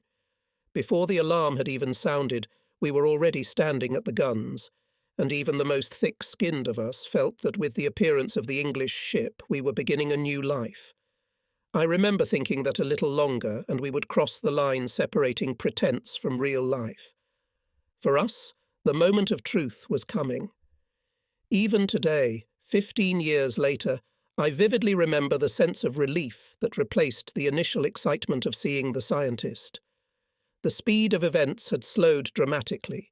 Their slowness seemed almost mocking. The soul demanded immediate action. I looked back. The situation had long been practiced in training. The sequence of actions was based on similar precedents, radar operations during the First World War. In a certain sense, the information was quite sufficient. First, a signal to stop, then a warning shot in front of the enemy vessel's bow, and finally a polite acceptance of surrender. But we still had the feeling that historians had not described in great detail everything that should happen between the moment of the initial detection of the enemy and the arrival on board of the guests. In general, we were ready for some deviations. We allowed that, between the prologue and the epilogue, something more than described by the historians could happen. Well, we'll see. Let's learn from our own experience. The English saw only 2 people on our bridge, the captain and me, the officer of the watch, responsible for transmitting the captain's orders and carrying them out. From the bridge of the English ship it was impossible to notice the artilleryman Cash and 3 sailors huddled behind the canvas fence of the rangefinder. Nor was there any indication that on our, one might say, deserted bridge there was a petty officer helmsman, a torpedo officer with his men, a navigator, and a group of signalmen. Here it is, the moment of truth. Now it will become clear whether our training was necessary. Was this how I had envisioned it? A warm summer day, very calm sea, bright sun. If it weren't for the war, it would be a good time to relax and rest. And we were waiting for the distance between us and the enemy to shrink. It turns out that it is very hard to bear the torture of 2-hour waiting when minutes seem like years and there is no possibility to distract oneself to speed up their running. There was no heartbreaking drama, just 2 ships slowly approaching each other in the open sea. Everything was peaceful, unhurried, and quite predictable. I could mentally see where and in what position the opponents would be when the warning shot rang out.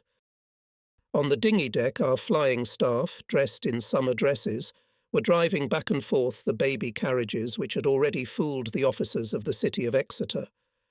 Buller, our pilot, lamenting his temporary unemployment, strolled dejectedly about the same place, clad in a grey flannel suit.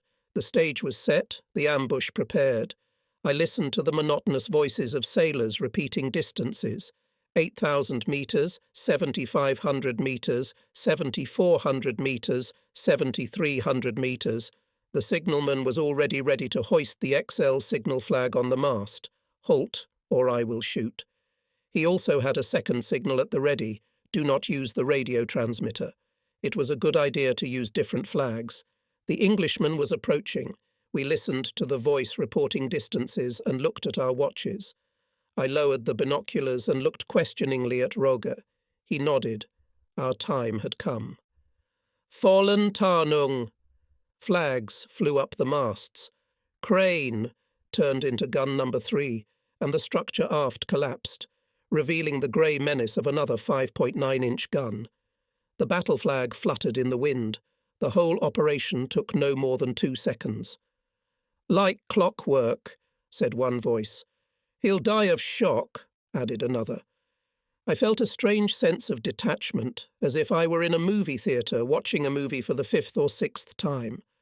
The raising of the signals, the activation of the small gun we had on the foredeck, and the warning shot in front of the enemy's bow, which was a weighty reinforcement of our warning, all took less time than it took me to write these lines. But there was no reaction on the part of the Englishman. This surprised us. At any rate, we had not expected anything of the kind.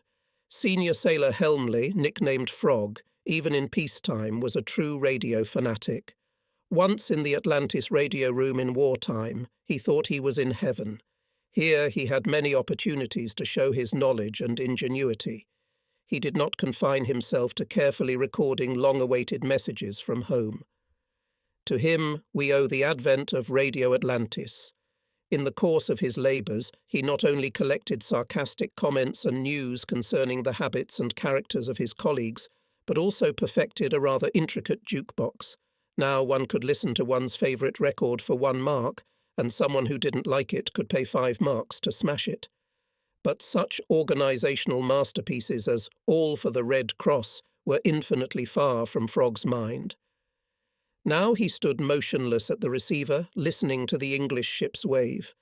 The slightest hint of a signal, and the officers on the bridge must be notified. Busy with his work, he did not hear the rumbling of the warning shot. His ears were covered with sensitive earphones, which he pressed to his head with his hands, just to be sure. There was an unexpected buzzing, followed by the squeak of Morse code. Q.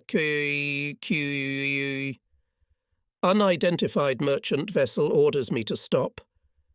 Helmel's hand pressed the key lying before him, interrupting the Englishman's cry for help, and at the same time he reported to the bridge, "The vessel has gone on the air." Funny, he thought, but a few words from a mere sailor can spur the whole crew to immediate action. Yes, that's what I am, Frog, the soul of any company. The enemy did not respond to our XL signal because he simply did not read it. For a moment, except for this insubordination, everything seemed quite normal, and the English ship was empty, with only a solitary figure on the bridge. But the very next moment its silhouette began to change rapidly. Before our eyes it was rapidly thinning, becoming smaller and thinner. It was turning. Here it made a turn, and we saw in front of us wisps of white foam bursting out from under its stern. The Englishman was getting away. From a state of astonished stupor, we were roused by the voice of Froggy, who reported that the ship was still transmitting. "Feuerlaubnis!" Rogger shouted. Cash smiled approvingly, gleaming smooth white teeth, and, startling in its suddenness, our war began. When the onboard salvo sounded, my ears were pierced by a sharp pain, and my soles were off the floor for a moment as the Atlantis shuddered. My nostrils filled with the acrid and very nasty stench of cordite. The gun smoke that filled the bridge hid the target from us for a while. When it cleared away, I saw 4 foamy fountains, for some reason very slowly rising from the sea on all sides of the British vessel. They stood for a little while, acting as columns, before crashing down into the water again with a rumble through which I could faintly hear Cash's voice exclaiming, "Again, again!" The transmission continues. They're beaming into the air. "Poor bastards," someone said sadly. "That's right," someone else muttered. "Quiet!" Bigors shouted. 2 flashes of piercing red appeared on the deck of the English ship. It was enveloped in a cloud of dust black and grey, the kind you get when you beat out a very dirty carpet. Everything that was happening in front of us was completely different from what we saw when we hit a training target. Here was a dust cloud for some reason did not settle, but began to slowly rise into the sky. Our guns were firing. Again, again. This time, before the volley had subsided over the sea, the radio operator reported, "The transmission has stopped." Following the dust came a cloud of pristine white vapour rising from the target's chimney. Against the blue, cloudless sky, it formed a strange, fantastic picture and floated away. "Cease fire," Rogger ordered, and an unreal silence fell upon us. We saw that the British vessel had stopped. Its decks, just deserted, were now alive with people rushing to take their places in the lifeboats. Flames were visible in several places. The next stage of our operations was to send out a boarding party, of which I was a member. I was to set foot on British soil. Behind me in the dinghy was Failer, who, having taken a stable position, leaned over the planking, lifted one of the 15-kilogram boxes of dynamite and put it in the dinghy. His red beard, which he had lovingly grown, he liked the colour of it to harmonise very much with his equally flaming, though not always clean, hair, stuck resolutely forward. I had not noticed it before. It must have been the importance of the moment. Our blaster was at last at work. His job was to set and detonate the charges that would sink the enemy ship. He laboured with the enthusiasm of a professor who was just about to demonstrate the proofs of a scientific thesis, ridiculed by all but him. Failer had the adventurous streak of a pirate, but his approach to piracy had the inquisitive thirst for research and experimentation of a university professor. An amateur prankster who amused himself in his leisure hours by such antics as injecting quinine into his colleagues' toothpaste tubes, he had a flair for working with breathable explosives, and as a result he was a combination of brilliant professional and reckless adventurer. His monologue, which began as soon as our dinghy departed from Atlantis, dealt exclusively with technical details. He had decided to place the explosives at 2 strategic points, at the bulkhead separating the engine room from the forward hold, and at the bulkhead between the engine room and the aft hold, as the manual said. "But I don't see why we should have to do such a laborious business as transporting the charges through the interior of the ship," he said, and added thoughtfully, "Perhaps in the future I'll try the outside and lower them from the deck on ropes."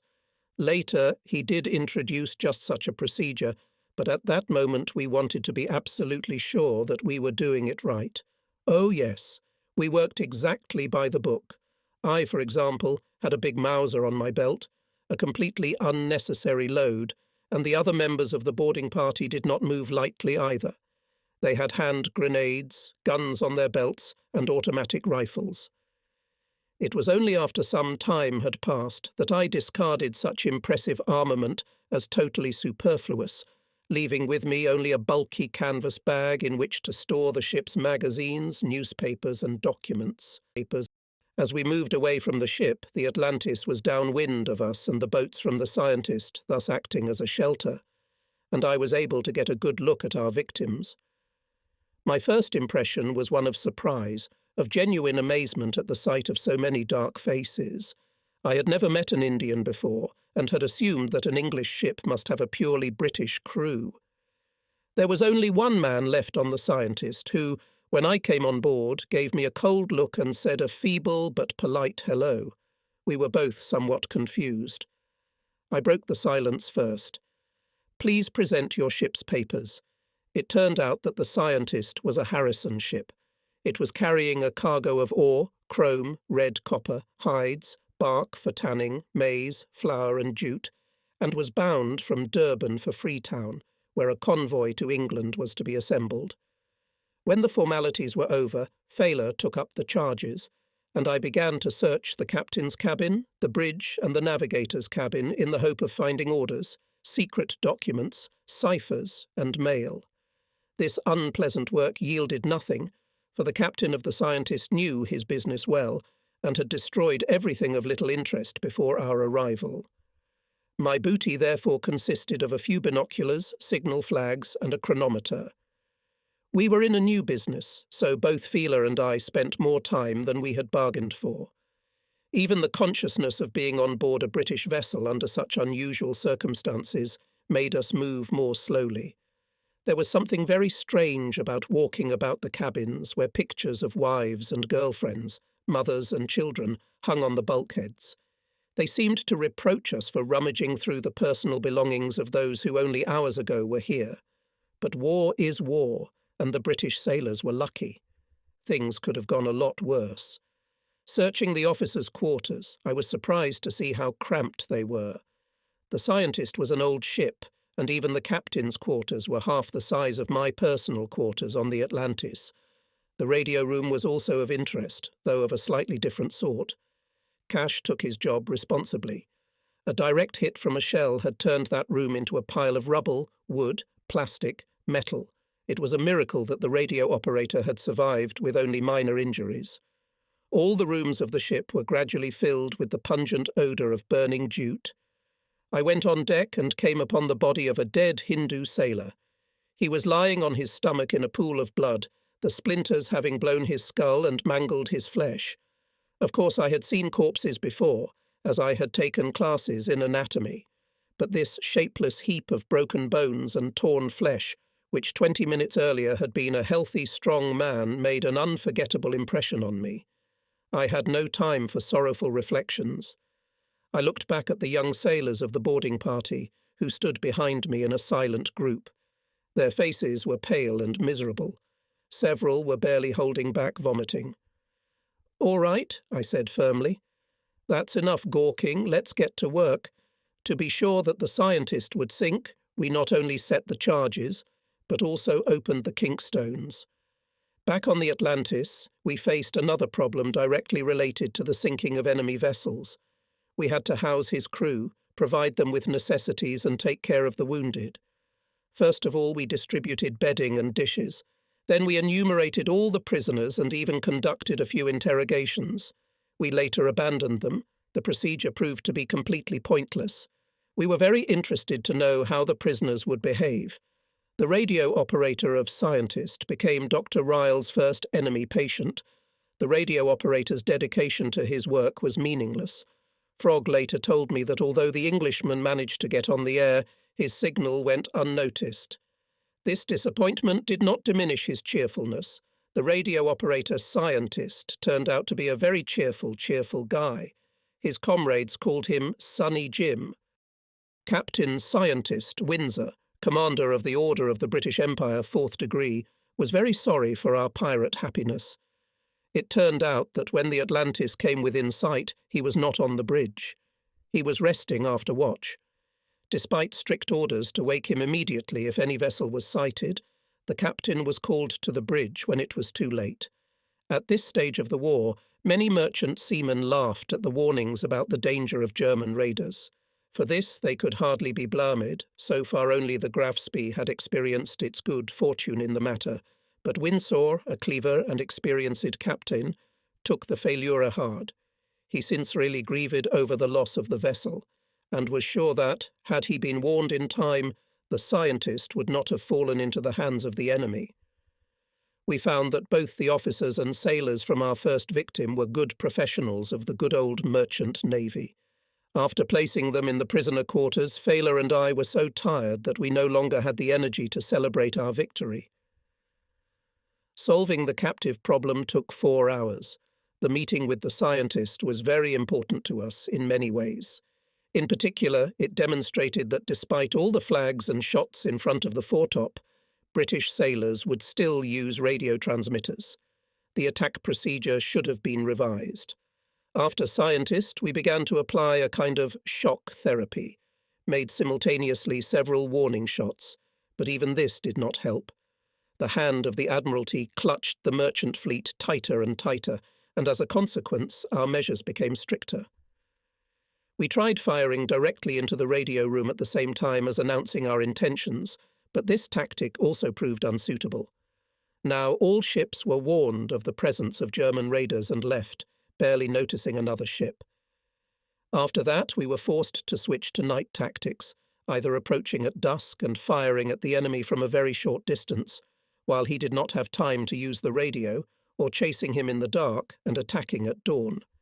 If the merchant ship stopped and its transmitter was silent, we would cease firing, but by this time the casualties were often quite heavy. When the scientist sank, one of the officers on the bridge shouted joyfully, "This is it! I'd like to see all their suckers go to the bottom." Roger shook his head thoughtfully. "I cannot agree with you. Let's treat this as a necessary job. Ships are like people. Each one lives its own life and dies its own death, and I'm sorry to see them go. This philosophy may not have been appreciated by most of the crew, but personally it gave me a lot to think about, and after thinking about it, I felt Roger was right. Ships die in different ways. Some go silently, gracefully, others do not. Some fight for a long time and sink into the abyss to the accompaniment of explosions, the roar of flames, and the gnash of tearing steel. Others turn upside down and disappear underwater like a giant whale, and some, like the scientist, go quietly away, taking their pride with them. Danger off the coast, silent night, calm sea. A beam of light slipped from the lighthouse. It illuminated the dark water surface for a moment, then, as if fooling around, covered the deck of the tall grey ship with bizarre patches of light and shadow, and then continued its journey across the frozen surface of the water. The seeming innocence of the vessel was but a cloak thrown on for one of the most hectic and dangerous missions of all. The raider Atlantis was heading for shore. "Damn night for a job like this," said a voice from the darkness. I nodded without turning around. Above us, the velvet sky, studded with bright southern stars, spread its dome over us. It lowered gently, merging somewhere in the dark distance with the sea, and only to the north of us the darkness was cut through by the pulsing beam of a lighthouse. There, too, were thick shadows, born neither in the sea nor in the sky. For the first time since leaving the North Atlantic, we were moving in total darkness in close proximity to the shore, but that shore was as foreign and hostile to us as our mission in these calm, warm waters. Atlantis was slowly moving forward, leaving behind a deadly trail of mines, almost 100 of them. Only they brought dissonance to the majestic symphony of silence, rattling on the guide rails and falling into the water with a loud splash, raising fountains of silvery spray. The foamy jet stretching astern of the vessel was cut by a luminous path cast by the moon on the surface of the sea. Down in the mine compartment, Fayler glanced impatiently at his watch or at the rails, which shimmered matte in the dim light. Another black steel fish was just on its way. Surrounded by asparagus, the mine looked like some strange sea monster, unknowingly surviving from primitive times. A splash, another. Fayler grinned crookedly as he noticed an obscene sentence written in chalk on one of the mines. You've misspelled the last name Churchill, he thought. It has 2 L's in it. I didn't much approve of the decision to go about laying mines under the very noses of the British. The sooner we got rid of Failer's toys, the better. I stared tensely at the darkening shore in the distance. Come to think of it, even Failer had no obvious interest in the project. There was something sickeningly impersonal, sinister about the way these things exploded without any warning, whether friend or foe. As far as Failer was concerned, he wasn't interested in an explosion he couldn't control. A light breeze carried to us from the shore the mysterious air of Africa, saturated with the aromas of spices, the thick odours of the forests, the fumes of the swamps. We were so close to the Cape of Good Hope that we could see the headlights of cars driving along the coastal road, pulling the surrounding rocks out of the darkness. It was a remarkably calm night and seemed idyllically beautiful. But as things stood, most of us had no time for aesthetic enjoyment. We were busy calculating the many dangers that threatened us thanks to Rogge's tactic of mining the waters within a mile of the shore. Any one of us would gladly have given up a clear, star-studded sky in favour of low clouds, and would have preferred the still surface of the water to the swell. Everything around us was threatening. It seemed to us that strange, suspicious eyes were watching us from the shore.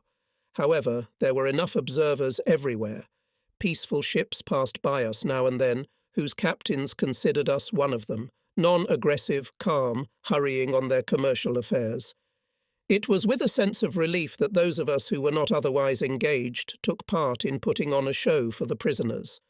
The English sailors were quite capable of putting 2 and 2 together, so we intended to turn their insight to our advantage. They would probably have a good idea of what was going on, and in the event of an unforeseen eventuality, such as their release from the prison ship to which we hoped to transfer them, would tell British intelligence all about it. That would be extremely unpleasant. But how could we hide our occupation from intelligent people? I decided to resort to theatrics. Instead of the infamous red herring, I wanted to offer them a Nazi submarine, a submarine created with special sound effects, which would distract the attention of the prisoners from what was happening in reality and give them food for conversation. Everything began with manoeuvring, which was supposed to let the observers know that another watercraft had approached the Atlantis. Next, the gangways were lowered. The noise made during this operation is the easiest to identify. And to complete the picture, people started walking up and down the gangways, and a doctor was urgently summoned from the infirmary. We were especially proud of this last stratagem, for the wounded radio operator of the scientist who was there would be sure to know about it, and would not fail to tell Captain Windsor, who often visited him. The reader may think that we were in the habit of making a big deal of it, but in fact we were simply playing our part with quality, even in the smallest details. From the bluff played out, especially for the prisoners, who after all, if they had any chance of getting free, it was purely theoretical, we moved on to another stage of the game. Why not go further in the matter of creating an illusion? After all, we could leave certain clues for the British authorities ashore as well. If we were able to spread the rumour that a wolf pack of submarines had appeared in these safe waters, the consequences could be very profitable. So we prepared the proof. First of all, we got a lifebuoy on which we wrote U-37 and then partially smeared the inscription. In this way, we wanted to create an impression that this identification sign was attempted to be painted over for reasons of secrecy, but was unsuccessful. We had a lot of fun with this buoy. First we beat and trampled it, then we smeared it with engine oil, and finally, having made it look very unattractive, we threw it overboard. At the same time, we were seriously expecting that someone would fish it out and hand it over to British intelligence in Durban. If so, the gentlemen working in intelligence have enough brains to come to the conclusion by deduction, in the best traditions of Baker Street, to which we pushed them. In the area of the Cape of Good Hope appeared German submarines. It is quite likely that they are engaged in mining the coastal waters. Despite such entertainment, we did not regret a minute when all the mines were dropped, and at dawn, Atlantis, by that time was already far enough from the coast, again headed northeast, taking a course for the Indian Ocean. In my diary I recorded, May 18th. At last, the mines are done with. I heard on the news transmitted from Cape Town of an explosion in the neighbourhood of Cape Agulhas. May 22nd. Intercepted a radiogram from the Admiral from Colombo, warning all vessels of the presence of a raider disguised as a Japanese vessel. So the sins of our youth came to the surface. What a blow! Had someone on the city of Exeter blabbed to people who could put two and two together? May 23rd. From now on, the Kashi Maru is dead. The Atlantis is now a respectable Albuquerque liner flying the flag of the Netherlands. The bright colour combination of the Japanese has been replaced by dull brown and dull olive. What a pity. May 25th. What a number! And we were trying to keep it secret. The Ministry of Propaganda gleefully announced that 8 British ships had been lost on mines laid by a German raider, Becky, in the Agulhas area. In addition, said the ministry, 3 ships were late and 3 enemy minesweepers had been blown up and sunk. Who says Dr. Goebbels lacks journalistic flair? At this time, news much more important than information about the activities of an individual ship made us all stick to the radios. The blitzkrieg had begun. All of Germany is in line. Just a few days after the episode with the scientist, our tank divisions rushed to the west, sweeping away everything in their path. Atlantis was moving northward toward the Indian Ocean, and our minds and hearts were occupied with events in distant Dunkirk.